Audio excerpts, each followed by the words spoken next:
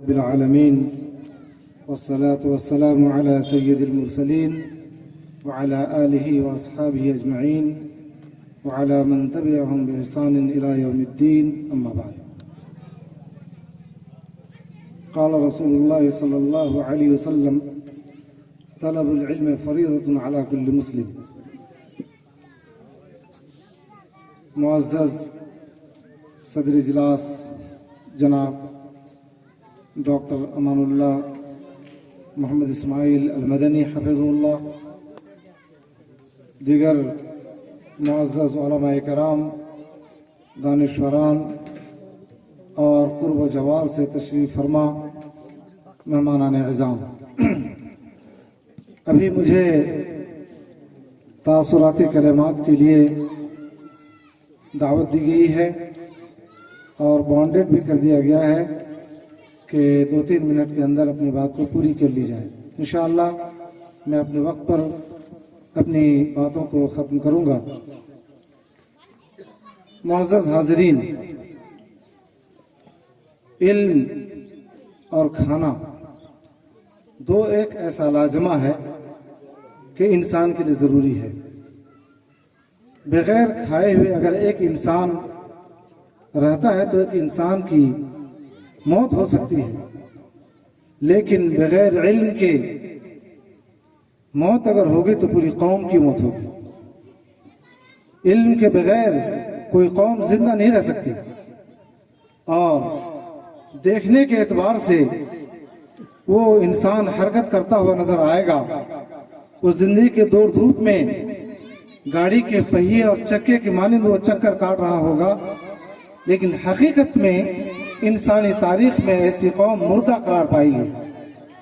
اور اس وقت اور اب سے پہلے تک جتنی بھی قومیں دنیا میں آئیں اور ترقی کی، اس کا راز یہی ہے کہ اس نے حصول علم کے لیے اپنے آپ کو لگایا. دوسری جنگ عظیم کے بعد جب ہٹلر نے یہودیوں کے خلاف وہ ظلم و جور کیا اور اس کو تہہ دے کر دیا اور لاکھوں کی تعداد میں یہودیوں کو قتل کر دیا، تو اس نے ایک پروٹوکول تیار کیا کہ اس دنیا میں اگر باعزت رہنا ہے تو علم کو اپناؤ، اور وہی سب سے بڑا ہتھیار ہے. اور یہی وجہ ہے کہ پوری دنیا میں یہودیوں کی تعداد سب سے زیادہ کم ہے، لیکن عملاً پوری دنیا میں اس کی حکمرانی ہے. میڈیا پر، سیاست پر، معیشت پر، تمام ٹیکنالوجی پر اس کی حکمرانی ہے. کیوں؟ اس لیے کہ اس نے علم حاصل کر علم سے اپنے آپ کو جوڑے رکھا، اور بہت ساری ایجادات جس کے ذریعے سے اس نے دنیا کو بہت زیادہ فائدہ پہنچایا، اور بہت ساری جگہوں پر ان کی ایجادات نے دنیا کو نقصان پہنچایا. یہ موضوع اس وقت میرا نہیں ہے، اس لیے کہ وقت بہت کم ہے. تو میرا یہ کہنا ہے کہ یہ سلام پبلک اسکول کے نام سے جو ایک ادارے کی بنیاد آج پڑ رہی ہے، اس کا اولین مقصد یہی ہے کہ اس ادارے کے اندر معیاری تعلیم دی جائے. اور حقیقت یہ ہے کہ ہمارے اس علاقے میں جتنے بھی ادارے ہیں، الحمدللہ سارے ادارے اپنے حصے کے کام کر رہے ہیں، اور اس میں ایک ادارے کا اضافہ ہو رہا ہے. تو میں یہاں کے منتظمین اور جو یہاں کے آفس بیرر ہوں گے ان سے میں گزارش کروں گا کہ آپ مابہل امتیاز کچھ نہ کچھ ضرور امتیازی کوئی چیز ہو جس کی بنیاد پر آپ کی ایک شناخت قائم ہو. بالخصوص وہ جو چھوٹے چھوٹے بچے ہیں اور جو مشن اسکول ہیں آج کل اور چلائے جا رہے ہیں، ان اسکولوں میں جس طرح سے تعلیم دی جاتی ہے، ہمارے اندر بھی اسلامک آئیڈیالوجی، اسلامک تھیولوجی کے ساتھ ان چھوٹے چھوٹے نونہال بچوں کو کھیلتے دھوپتے تعلیم دی جائے، تاکہ وہی بچہ جب بڑا ہو کر کے ڈاکٹر بنے تو مسلم ڈاکٹر، انجینئر ہو تو مسلم انجینئر، سیاستداں ہو تو مسلم سیاستداں، اور اسی طرح سے سماج کا بڑا خادم بنے تو وہ مسلم خادم. اور اگر ہم نے ایسا نہیں کیا تو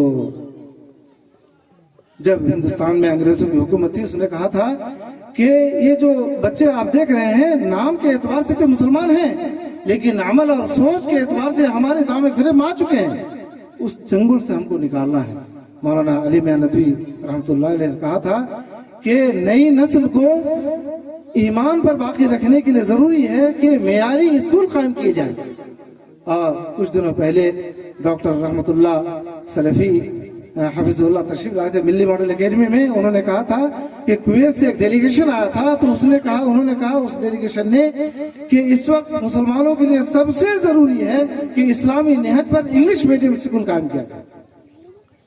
تو میں امید کرتا ہوں کہ اسکول جو قائم ہو رہا ہے یہ نوید صبح کا پیغام لائے گا اسکول، اور جو نام سے جو جھلک رہا ہے سلام، واقعی امن و سلامتی کا بھی پیغمبر ہوگا، اور اس علاقے میں قندیل روحانی کا فریضہ انجام دے گا، اور مینار نور اور علم کی شمع بکھیرے گا۔ اللہ تبارک تعالیٰ اس کو قائم و دائم کرے، اور جو لوگ اس سلسلے میں کوششیں کر رہے ہیں، دوڑ دھوپ کر رہے ہیں، ان کو یہاں اور آخرت میں جزائے خیر سے نوازے۔